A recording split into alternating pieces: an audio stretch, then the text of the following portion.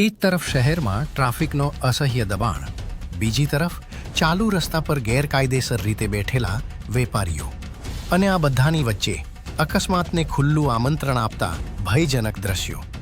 આ દ્રશ્યોમાં સ્પષ્ટ દેખાઈ રહ્યું છે કે એક વ્યક્તિ રોડ પર જોખમી રીતે વેપાર કરતા લોકોથી બેસવાનો હપ્તો ઉઘરાવી રહ્યો છે. સૂત્રો મુજબ આ માણસ બાલુભાઈ આહિરના કહેવાથી અઠવાડિયા બજારના નામે રસ્તા પર બેઠેલા વેપારીઓ પાસેથી નિયમિત હપ્તો વસૂલતો હોવાનું ચર્ચાઈ રહ્યું છે. ન કાયદાનો ડર, ન લોકોના જીવની ચિંતા.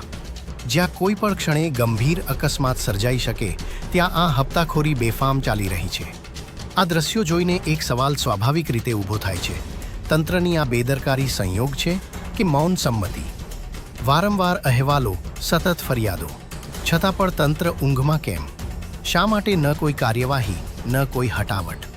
પોતાના સ્વાર્થ પૂરા કરવા લોકોના જીવ સાથે રમતો આ ખેલ જોઈ એવું લાગે છે કે હપ્તા સિસ્ટમની સામે કાયદો પણ નબળો પડી ગયો છે. અને જો આ ગેરરીતિઓ પર આજે જવાબ ન મળે તો સમજવું પડશે કે ચોર બહાર નથી, તંત્રની અંદર બેઠો છે. સવાલો ભારે છે, હવે જવાબ કોણ આપશે?